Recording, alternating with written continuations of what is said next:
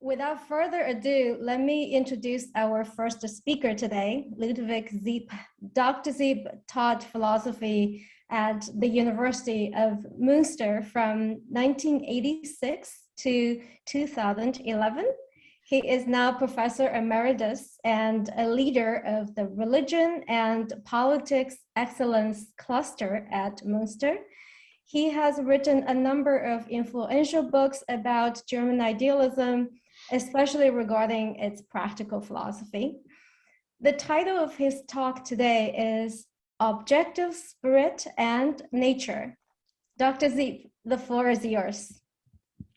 Thank you so much. I have a short resume, 10 to 15 minutes. It's also in the chat, but I'm going to read it to you.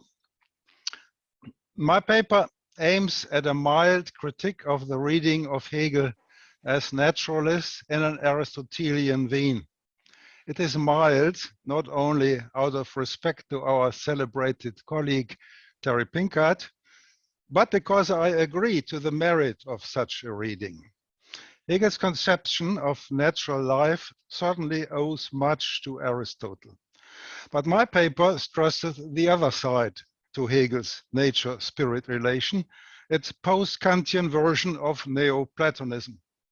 In my view, it is implicit in his general idea of philosophy as theory of the absolute, immanent in the world, the philosophy of unification, as Dieter Henrich called it, or the Pantahen philosophy, the Alleinheitslehre.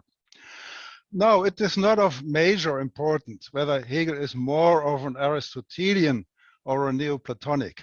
What is indeed important for modern philosophy are the consequences for his philosophy of nature and objective spirit. In my view, they limit the actuality and modernity of his philosophy in both fields. This may be an old-fashioned interpretation, but in my view, it is demanded by textual evidence. Here is the disposition of my full paper. First part, natural life and individuality. Second part, objective spirit and the appropriation of nature. Third part, the concept of nature, Hegel's concept of nature. And fourth, towards a post-Hegelian concept of nature. Now, a few elaborations on the parts. In the first part, I argue that Hegel's philosophy of nature has to be read as a top-down view, explaining nature as an adequate condition of human freedom and self-understanding. In this respect, following Kant in the third critique and Fichte in the natural law. However, Hegel gives it an ontological and teleological turn. The lower scales of nature, and nature as such, are determined to be appropriated and transformed by the higher ones, and finally by spirit, as the truth in the ontological sense of nature. On the level of animal life, Hegel indeed follows Aristotelian lines regarding self-purposiveness of the living animal and the individual species relation, or the relation between first and second substance. But neither the individual, nor the species, nor nature as a whole are ontologically self-sufficient. They are understandable and actual only to allow spirit's theoretical self-understanding and the execution of ethical freedom. This is not to be interpreted as a new form of transcendentalism, the dependency of nature and spirit, as the higher manifestation of the idea is not only the expression of its epistemological dependency on concepts, schemata, and forms of intuition. Instead, the order and forms of nature can only be systematically conceived of as external conditions and as deficient prefigurations of spirit. In the second part, I discuss the practical or ethical sublation of natural determinations in objective spirit. It is twofold. On the one hand, the manifestation of the rational will in its appropriation of natural beings is not limited by any natural structures, such as the self-purposive structure of life. Animals may be treated as res, Sache, in the Roman law tradition. Their soul is replaced by their proprietor. Thomas Kurana may have a different reading, we may see later. Regarding the conceptual determinations of human nature, however, the conceptual determinations, they are to be conserved and transformed into a higher ethical meaning. This takes place on different levels of Sittlichkeit, in the family, civil society, especially in the system of needs, and in the ethical state. My main examples for this transformation are the gender relation and natural mortality. Regarding gender, both the anthropology and the philosophy of right confirm the recurring of conceptual natural differences on the ethical level, namely of the heterosexual family and its place in society and state. The sexes correspond to different forms of differentiation and mediation between universality and particularity. Consequently, the role of the female and the male are quite different in ethical life. As to the second case, mortality and finitude of natural life are transformed into the disposition to offer every finite right, including life, for the manifestation of state sovereignty. It's clear in paragraph 324 in my views. These examples prove, in my view, the distance of Hegel from a modern understanding of human-animal, female-male, and citizen-state relation. In the third part, I resume the importance of these findings for Hegel's concept of nature. Regarding its conceptual order, nature is a manifestation of the divine or the absolute idea. Nature is in some aspect divine, but in its difference from the higher manifestation, it is but a dependent and deficient reflex without true existence. Its difference from spirit is at the same time its inner externality, Äußerlichkeit, its instability, permanent change, and wide margin of contingency. Its appearing richness, Hegel uses this word in the Encyclopedia, is but its incomplete permeation by the concept. Its difference from spirit marks its constitutive illness, Krankheit. On the other hand, it's the conceptual structure of human nature. The conceptual structure of human nature is of lasting relevance for the ethical transformation, as I have shown in the second part.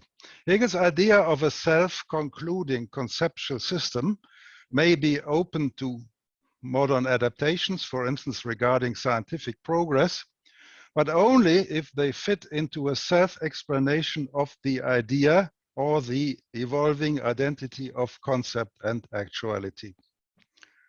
In the fourth part, I draw my conclusions regarding the necessary transformation of Hegel's philosophy demanded by scientific, historical, and philosophical developments. His metaphysical background of the Alleinheitslehre and the Neoplatonism of his philosophy of the absolute idea should be abandoned, in my view. Even so, many aspects of his philosophy remain relevant for contemporary philosophy. This refers to Hegel's anti-dualism, for instance, regarding concept and history, or mind and body. The conception of a history of experiences first developed in the phenomenology of 1807, a bit deformed in Hegel's later philosophy of history, is still relevant, or that of mutual recognition.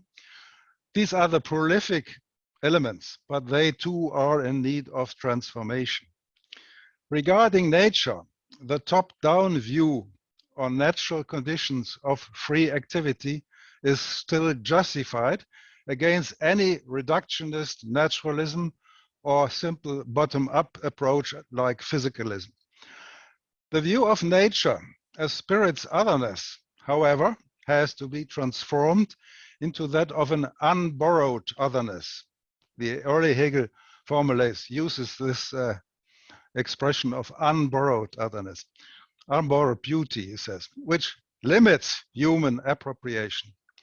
This independent otherness is partly marked by what Hegel understands as nature's deficiencies, the impermeability for the concepts, its resistance to rational control, its richness of forms, permanent change, etc. This is the real otherness of nature. This entails no new dualism, self-purposiveness, mutual inclusion. The human is itself an animal, belongs to animal history. Nature, on the other hand, as nature for us, is included in our concept and so on. Self-purposiveness, mutual inclusion, and asymmetric recognition can be reconciled.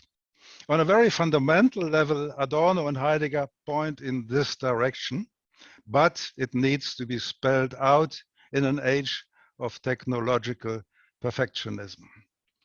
So much for my exposition.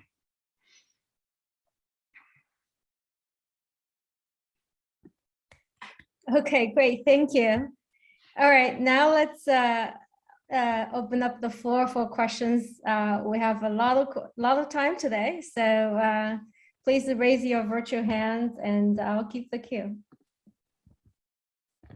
All right, Robert, you are the first. Thank you, Ludwig. Really enjoyed your paper. I have a question that relates to the full version of your paper, and especially resonates with what you said at the end about Adorno and Heidegger. In trying, in your own way, to qualify the implications of Hegel's idealism, you say on page 15. But even if concepts are more than our access to what is real in nature, not everything real need be conceptual. So the first question is, isn't that the death knell of absolute idealism? Isn't that a rejection of absolute idealism? I mean, it's something that Heidegger could have, if we replace real by sein, it's certainly something Heidegger would say in his critique of logicism in the 1920s in his lectures on logic. So I wonder if we need that to make the point that you want to make. I mean, it would be needed if we agree with the line of thought from Adorno to Teunissen that absolute idealism is necessarily a form of Herrschaft thinking, a form of domination, that is implicated implicitly and necessarily in the domination of nature, in many multiple respects. But I don't have the sense that you believe that. As you say, your critique is milder than that, and you say something on the end of page 15. That seems to be more consistent with the preservation of absolute idealism. You say without rationalistic premises, maybe that's already to invoke what you just said, but you say the degrees of conceptual intelligibility do not justify degrees of ontological dignity or instrumentality for the rational will. So I take that to mean that even if the real is conceptual for Hegel, it doesn't justify various practical attitudes towards nature that involve appropriation, domination, indifference to nature's standing, and technical manipulation as an inherent human destiny. Well, many other. I'll stop there and ask if you want, as a premise of your ultimate point, to limit or deny the scope of absolute idealism, or if you mean simply to deny an inferential move, that because the real is conceptual, the domination of nature by human spirit is justified. Well, long question. At one point, I was really hinting at you. You may have realized that. Yeah, I Namely, if you understand the levels the scala naturae, but also the levels in the science of logic, only as levels of self-transparency, self-understanding, then maybe it's harmless in a way. But that's not what Hegel does. I mean, he does say that the higher level is the true reality, and especially in the relation between spirit and nature. Right. He always uses this ontological concept of truth, and in very radical expressions in the encyclopedia, that nature is just nothingness or without truth and so on. I mean, in my view, he is even transposing Aristotle's prima materia or proteusia is nothingness to nature as a whole. If it's separated from spirit, if it's not seen from spirit, and so on. So I think in that way he is really stronger than the levels are just levels of self-application and self-transparency and so on. And in relation to nature, I think this is not to be accepted if we want to in any way save the independency, the self-purposiveness of nature. And that is what Adorno and Heidegger are at. If they say there's something beyond concept, something beyond the rational will to will and so on. This is the main thing. Then I was trying to avoid falling back into a dualism, saying nature is everything, irrational, unconceptual, so on. And I was thinking of John McDowell, and it always appealing to me to say concepts are not just a realm in our spirit or a realm of reasons, but they are structuring nature and so on. I think this is very appealing to me. And then I tried to, well, I just sketched this version of mutual inclusion. Nature includes the human natural being and its natural history and so on and so on. But nature as we conceive it is, of course, transcendentally prefigured by our concept. But these concepts are not only our concepts, they are also somehow in nature. So that's the way I have to go. But perhaps it demands to say absolute idealism has to be given up. I don't know. Thank you. Thank you. Yeah, well, I disagree with the inference. I mean, it does seem to be possible to maintain, just as Aristotle does, that nous rules the world. You know, that nature is intelligible by virtue of individual and species form, and that the actualization of form in the human mind is the same as the actualization of form in nature, without the implications that Hegel draws. So the criticism would be of the inferential move, not so much of absolute idealism. But I see why you say, given what he does say about nature, which is, you know, by contemporary standards, outrageous, especially about natural beauty being, you know, sort of insignificant and boring and all the rest of that. Yeah, you certainly have evidence on your side that Hegel himself makes the inferential move that I want to resist. Well, perhaps we can just move him back from Neoplatonism to Terry Pinkard's Aristotleism, and then he is saved. But that's not what he says, in my view. All right, thank you. All right, Sebastian, you're next. Thanks. Hi, thank you for the paper. I want to ask about a possible way to make room for something along the lines of what you were suggesting at the end of your response to Robert. You know,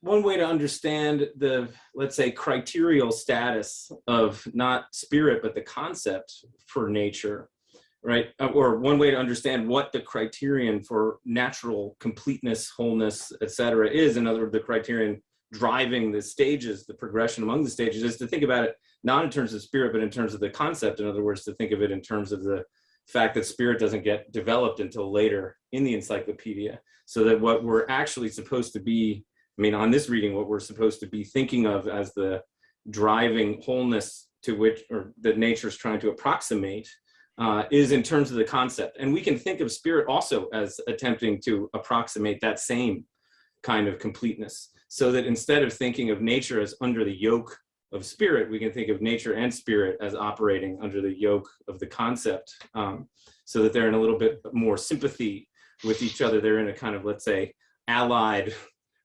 effort that they're making together. And I mean, I that doesn't let's say conjure away the troubling passages that you and Robert have referred to, but it does give it reframes things in a way that also has a fidelity to the text and a fidelity to the stringency of the order of the encyclopedia. I mean, as Paul Redding mentioned yesterday, Hegel also has these things he says where everything could be done in opposite orders, and the entire system could be ordered in the opposite direction, also subparts. So there are also things militating against this idea. But anyway, I was just curious what you thought about drawing that sharper distinction between spirit and the concept, so as to kind of dull the edge of some of the more anthropocentric moments there.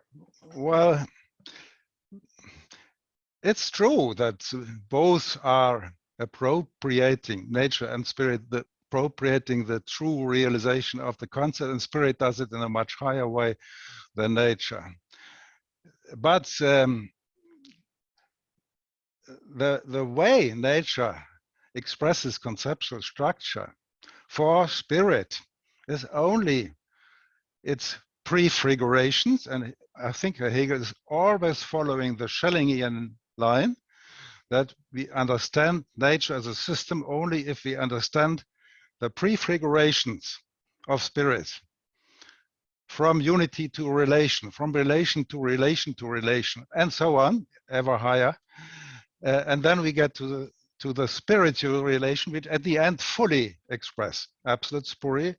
Spirit is a full expression. And he even changes an important paragraph at the beginning of the third edition of the encyclopedia, where he had concept is the highest expression, into spirit is the highest expression of the idea. So I think it's pretty clear that there is no equivalent. Both are imperfect realization of the concept, but nature is seen as a prefiguration of spirit. So it serves the determination. Hegel often uses the concept, ist bestimmt zu. Nature is determined to, is destined to allow spirit's self-understanding by seeing its own prefiguration in nature and its ethical appropriation. And then the conceptual structure of spirit are of no relevance for the practical relation of the conceptual structure of nature. And for me, somehow abstrusely, the non-human nature has no conceptual structures of any importance for its free appropriation. We might discuss that later with Thomas Korana. I don't think that if you don't have the single person, but the common will appropriating nature, there's no structure in nature, conceptual structure, which has to be taken into account, except perhaps for the self-offering of the individual for the whole, but that's not what we would like to have as a structure. But the human conceptual structures, namely the sexes, namely mortality, are to be taken seriously in a way, to be conserved and transformed. And in a way, transformed that is totally against our modern intuitions, both regarding the sexes as regarding the transformation of natural death into ethical death, freely willed, rational death for the sovereignty of the state, the manifestation of the sovereignty of the state. Not, as Alan Wood reads, it's the defense of the state as protector of citizens' rights, but the sovereignty, because that's the highest moment, the idealization, the manifestation of the idea, and so on. So there's no worth of the conceptual structure, so to speak, for objective spirit. So there's really no way of Actually, one may strengthen it, but it's not what Hegel stresses. Thanks. All right, great. Thomas, you're next. Thanks so much. Yeah, I really enjoyed your paper, and I mean, I feel very sympathetic to the kind of account that you want to give in the fourth part. And I think our disagreement is only whether or not we can, let's say, at least push Hegel a little bit in that direction, or read him in such a way that he is more open to this kind of account that you want to offer in the fourth part. And I think that there are some resources in Hegel to do so. And I just wanted to invite you to refer you to some that now came to my mind, and ask you whether or not you think that this could make a difference or give a different twist to Hegel's position, despite the passages that you also quote. So I can see that there is evidence that there's a problematic account there. I gave my own reading of the property section, so I tried to show that maybe we can see this more of a reductio of this position. But I also acknowledge that this is a contested issue, and I accept your challenge as well, that even if you might say that the individual will is not entitled in the way it at first seems, maybe humanity as a whole still remains entitled in the way you were pointing. So I think that is a fair challenge. But now I was thinking about the interesting way in which Hegel introduces the concept of nature in the philosophy of nature, and the ways in which he stresses the fact that nature is an object also of our theoretical cognition, and should be, and that science of nature requires us to first abstract from our practical needs. So the way Hegel understands animals, I would say they are practically driven and related to nature. They conceive of nature as an environment, and whatever is not part of that environment or has salience in that regard falls out of the picture. And so they have a really possessive or appropriative relation to it. So at least that's Hegel's notion. And human beings as genus beings should come into a position that is different from that. They should not be possessive in that manner, but the theoretical relation we have to nature means that we abstract from what it means to us, what it brings to us. So what we should try to do in approaching nature is not to find our own image in it. So only have this perspective of finding prefigurations of ourselves there, but we should get into a position where we can acknowledge and see that nature is indifferent to us. So it has no regard for us. It's quite different from us. And I mean, appreciate the ways in which it does. It's not preparing the ground for us, but has its own rules. And I think one thing that I really liked in Hegel's naturalism was his way of pointing out that we have a problem with nature. Nature has no problem with us, right? And also no problem with itself.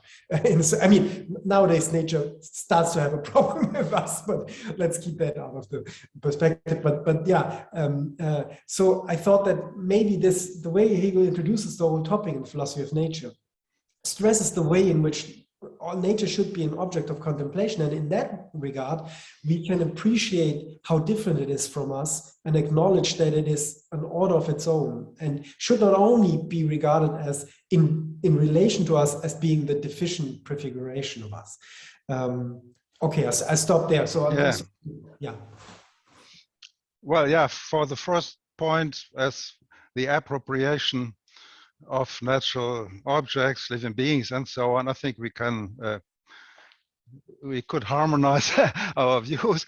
I only say that in the beginning of the Objective Spirit section of the Encyclopedia, 3rd edition, he says, nature is a material for the rational will to realize himself. There are three: the anthropological of the needs, the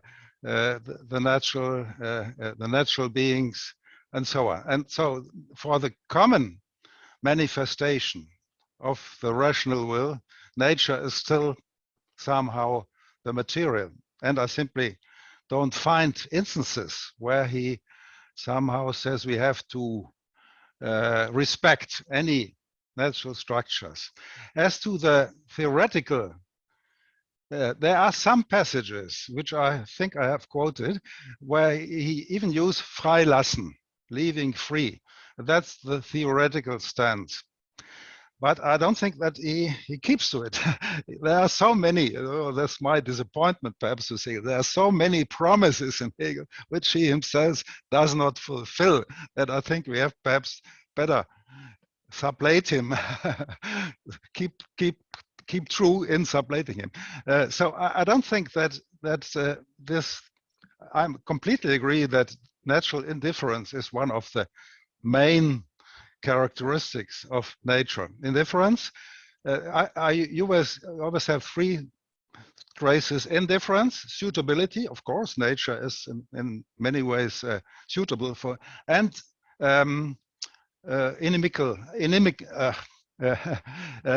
being against us, and not an enemy, because nature has no natural being. So these three relations are characteristic, but I think that Hegel has especially the second and the third. He said that nature is suitable, not in the old teleological sense, but in general, like Kant and Fichte have shown, freedom is possible in this nature that we have, sort of. And the second, it's not easily to be appropriate, it's withstanding. But the first is rather rarely mentioned in some passages, but not really in the center of it. All right, great. Luke, you're next. Oh, please ask Professor Moyer to go first. He said, you should go ahead. Okay. Thank you. Yeah, thank you, Professor. That was a very nice compliment, I thought, to Professor Redding's paper yesterday, which emphasized the Platonic aspects of Hegel's naturalism in his views on logic. But I guess I would just like to hear a bit more about how you're distinguishing Platonism and Aristotelianism in Hegel's philosophy of nature. So you say in your paper that Hegel arranges the levels of nature and spirit in an ascending order towards a self-transparent and self-willing idea, but that immediately made me think of how Hegel ends off the encyclopedia with that long quotation from Aristotle's Metaphysics, where he uses the idea of the unmoved mover as thought thinking itself. Now, maybe what that says is just that Aristotle is actually very much a Platonist in many respects, and sure, as far as I can follow the conversation, that seems to be the trend in kind of contemporary interpretation, to emphasize Aristotle as a sort of, in many ways, just a dissident Platonist, and not the kind of really contrasting figure that at one point he was thought to be. But thinking about the tradition that Hegel actually inherits of medieval thinking about nature, it seems like the Aristotelian and Platonic traditions have become so thoroughly enmeshed with one another by that point that it's kind of very difficult to tell them apart. What's Aristotle and what's Plato? So I guess I just wanted to ask you a bit more about what you think is distinctively Platonic in Hegel's philosophy of nature, given those sorts of considerations. Yeah, well, I was very short, even in the long paper, on what is real Aristotelian in Hegel's philosophy of nature, and that Aristotle is a sort of a Platonist, as he was regarded in late antiquity, in the medieval, and even in Renaissance philosophy. I'm aware of, but today they are played off against each other, especially in practical philosophy. Neo-Aristotelianism is virtue ethics and so on, and the main point is, of course, anti-dualism. Hegel is an anti-dualist, and Aristotle is, to some extent at least, an anti-dualist. And this becomes pretty clear in his philosophy of nature regarding the relation of the individual to the species, and of the inner purposiveness of the individual and the species life. Hegel interprets all all systems of life. He has his different triads, understanding the systems of life, Gestaltung, assimilation, and so on. I cannot go into the details here, but they are all to a common purpose.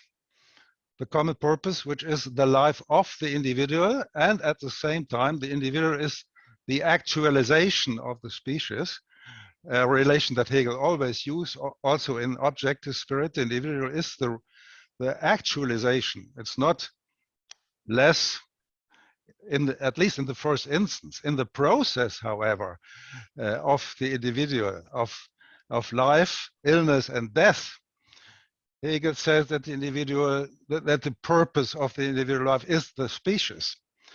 So this relates somehow to Aristotle's view that the species is eternal, is unchangeable, and the individual is transient, so on and so on. So these are the Aristotelian figures, and Hegel repeats them in the Science of Logic, in the chapter on the idea, when he deals with the idea of life. Although he says the idea of life has nothing to do with biology, he discusses the same content almost as in his natural philosophy. So he develops the idea of life not from the divine life directly or from whatever, but from natural life. And there, in my view, he is rather Aristotelian, but that's the only aspect of it. I cannot judge about the whole relation between Aristotelianism and Platonism in Hegel, and you are certainly correct that there is a very plausible Platonic reading of Aristotle.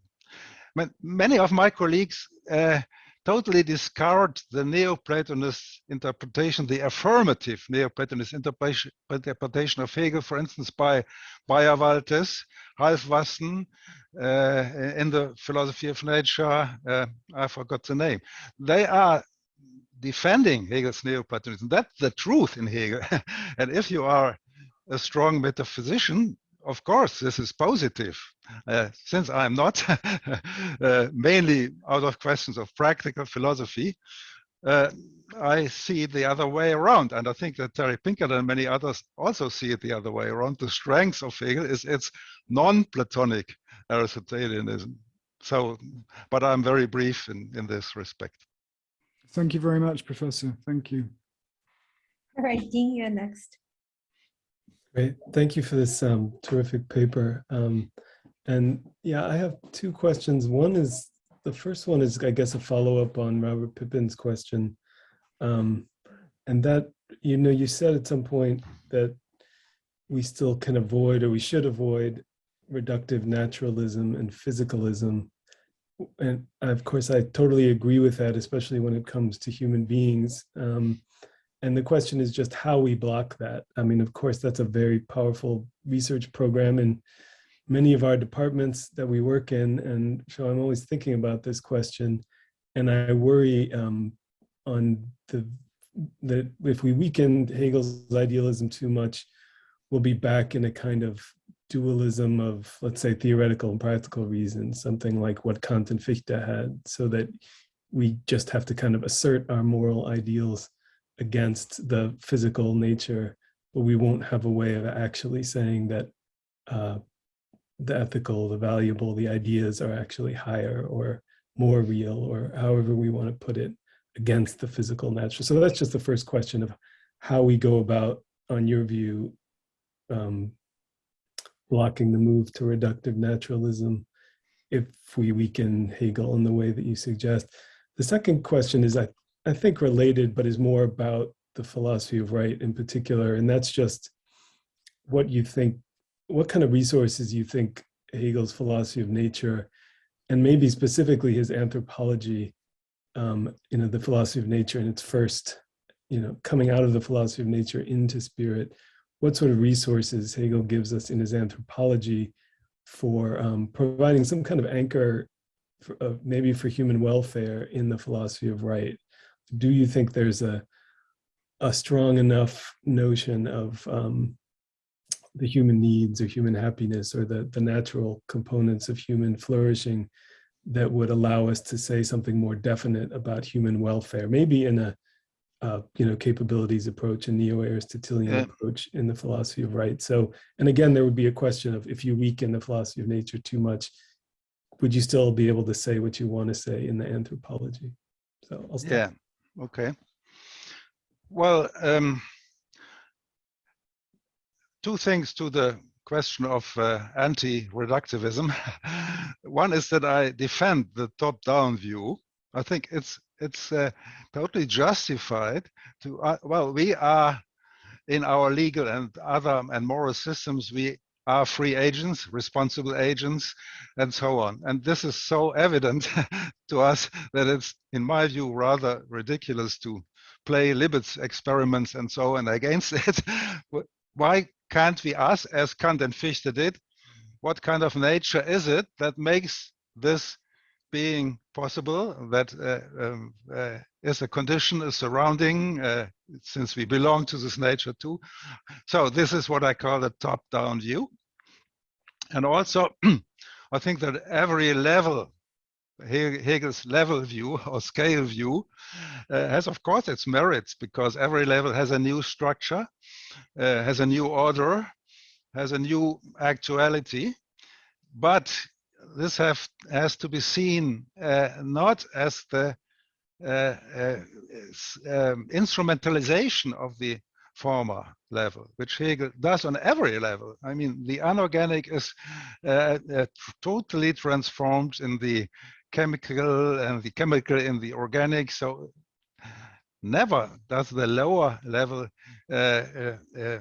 has a real independence value in itself, and that we have to, of course, I mean, in my view, we have to give to the scientists. We all underlie the laws of physics and the laws of chemics, but nothing of that explains arts, culture, norms, and so on, in my view. I mean, there are perhaps old-fashioned models like Roy Bhaskar, or he is not well known in the Anglo-Saxon world, seems to me, saying we have this, the lower levels are the wider in their laws. Everything underlies physical laws. The higher levels are more specific. Their laws do not hold for the lower levels, but they have their own reality, their own structure, and so on. So this, but well, I think that Hegel, with his teleological view from top down, that everything is just a condition, prefiguration, deficient mode, and so Mozzolea undermines it. It's much harder to defend against reductivism as a much more relaxed view of nature. Of course, has its laws that are valid for the human world too, but not for the higher level, and so on. And also that we have to have a principal view of nature as something of its own, not only related to spirit in the different ways that I tried to explain. That is necessary. That is what I take from Adorno and Heidegger and so on. As to the second, well, yes, that's a promise that I didn't fulfill. I always liked the anthropology, and I have some long time ago I tried to explain it and to see what becomes of this perfect Aristotelian, because the soul is just the self-appropriation of the body, its direction, and so on, its balance, and all. This is very much a very good psychosomatic, in modern terms, view of the human being, and of course it plays a role in the philosophy of right, in the system of needs, in the family, and so on. And but then, if you see what the perfection of these human faculties, capabilities are, it comes in the practical section of subjective spirit to fulfilling the obligations in a rational system of laws. So it's again very rationalistic, because he said, well, he argues for the value of passions. And you are very happy with it. And then he says, but the passions have to have a rational content. And this rational content stems from a rational system of rights. And I don't accept this rational system in full. Thank you. Okay, all right. Now we have a little bit under 10 minutes left, and we have four questions. And so let's keep both the questions and answers brief, if you can. Okay, all right. So we have Theodore, we have Mark, and we have Robert Stern, and we have Nick. Oh wait, somebody. I thought Jay had a hand, but anyways. Okay, all right. Theodore, you go. Thank you, and thank you for your paper. And I'm looking forward to reading it more closely. I'm sorry my video is not working right now, but I guess I wanted to ask you about this. You say that this is not to be interpreted as a new form of transcendentalism, the dependency of nature on spirit. And I'm wondering if we're able to also maintain the view that nature is in some sense a deficient prefiguration of spirit, while not also holding to the new transcendentalism. And one of the instances in the philosophy of nature that I'm thinking of where maybe there is something like a transcendentalism is where Hegel says that in order to understand the deficient forms of animal life, we have to understand the perfect animal, and that's the human organism. And it seems like the entire trajectory of the philosophy of nature could be seen as a kind of transcendental-like argument, in that in order to understand nature, we have to see its essence as spirit, and then we're looking backwards, seeing it as a deficient form. But yeah, thank you for your paper. Well, yes, we have two forms of transcendentalism. One, the traditional one, to say that nature and the unity, space and time, the categories and so on are all dependent on our rational and other functions. That's of course true and remains true.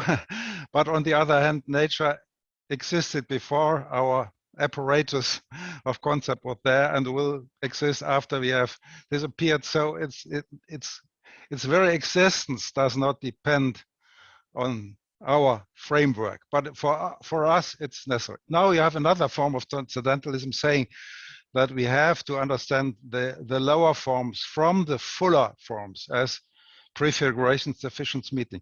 I'm really skeptical about it. All what I know about biology is against that. There are so different systems, so very different systems in nature from the human system, and the whole.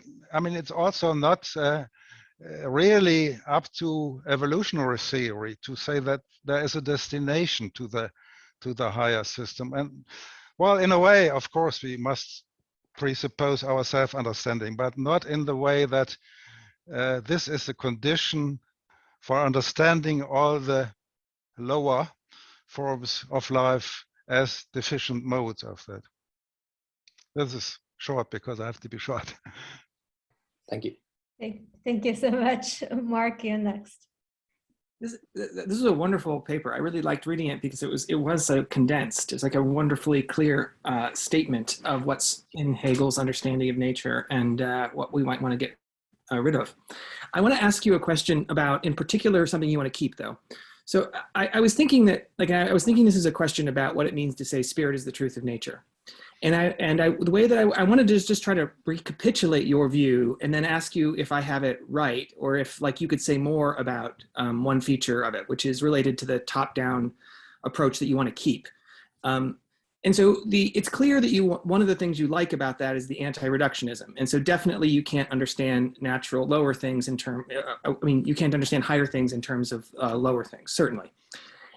There's other ways to take spirit having a priority over nature, though, that are in Hegel that you want to reject. And you just said one of them, you don't think nature is ontologically dependent on spirit. So if there weren't spiritual beings, it would go out of existence. You also don't think that that nature has a teleology that drives it to spirit. So the right way to think about nature requires seeing it as having deficiencies that aim towards spirit.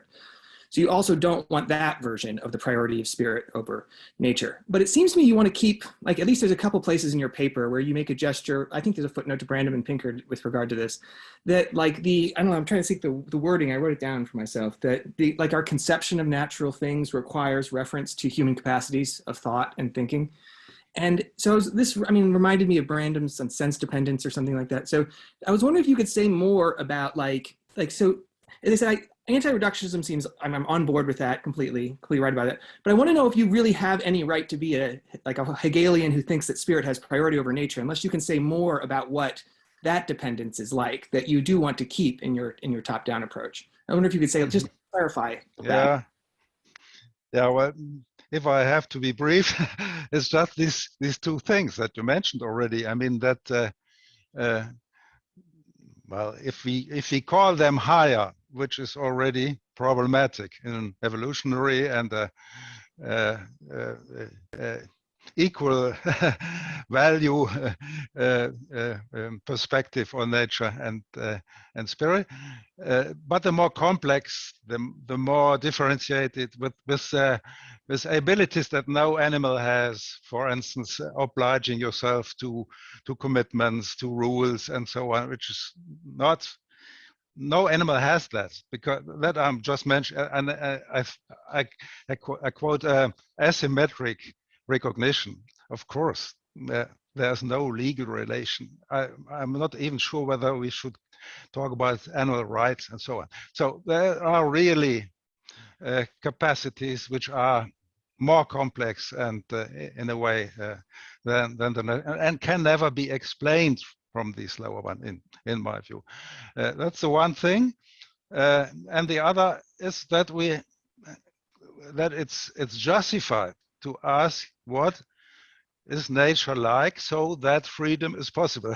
I mean, the old Kantian question in the third critique, and Fichte's question and Hegel's question.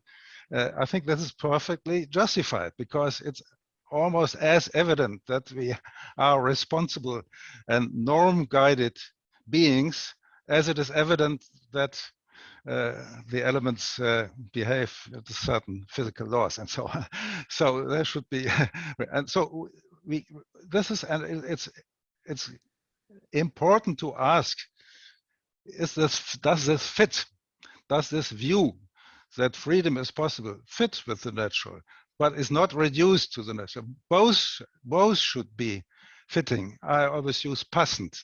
I even would perhaps say that there's much to say against biological theories like primitive sociobiology, who deny this true normative standing on obligation and so on. So it speaks against a scientific theory. They are both of equivalent worth, in my view. So, but I have to leave it at that. I have. All right, Robert, you're last. Thanks very much. It was just to ask quickly, so there's a strand of what I would think of as Aristotelian naturalism that you didn't mention, which is the idea, the sort of stuff that you find in people like Philippa Foot and so on, that talk about natural goodness and think of that in broadly Aristotelian terms. I mean, maybe you didn't mention it because you're more interested in this issue of, nature versus spirit. But I mean, even within that, you can have a form of a distinction between nature and spirit, because you might think, well, natural beings are confined to their natural kinds. We can it's still useful to think about human beings in terms of kinds, if you like, but we're free of our biological kinds, but still the way of thinking about certain issues in normativity and so on still require some notion of the type. I mean, I think this may come back to Dean's question. There are sort of pictures of human flourishing, human well-being, etc. They're not tied to biology. So in that sense, we're further along, as it were. But still, it's broadly Aristotelian. Is that something you would be comfortable with, or still worry about? No, two things, if I may. it's always a bad statement. I've just published a paper on nature and virtue for a Handbuch der Tugendethik, where I deal with this natural goodness a little bit more. I'm in favor partly, but I do think that there we have again the difference. Human beings can distance themselves from their own nature. Like they have to Stellung nehmen, take a position. So that shouldn't be fehlen in Aristotle, in the modern ways of Aristotelianism. We are not a pack of wolves. We can judge about our wolfishness and our sheepishness and so on. So there is a difference. But of course, there are natural capacities which we should develop and so on. And I also think that what is interesting in Hegel is the traces of normativity in his philosophy of nature as sort of homeostatic processes, equilibria, and this being up to purposes in natural life. So there are other perhaps sources of Aristotelianism or Aristotelian qualities in Hegel which we can profit from. Yeah, I agree to that. Okay, all right. Thank you so much. Please join me to thank our speaker for a great talk and discussion. Okay, so we'll come back in 5 minutes. So that will be 2 minutes after the hour. All right, see you in 5 minutes.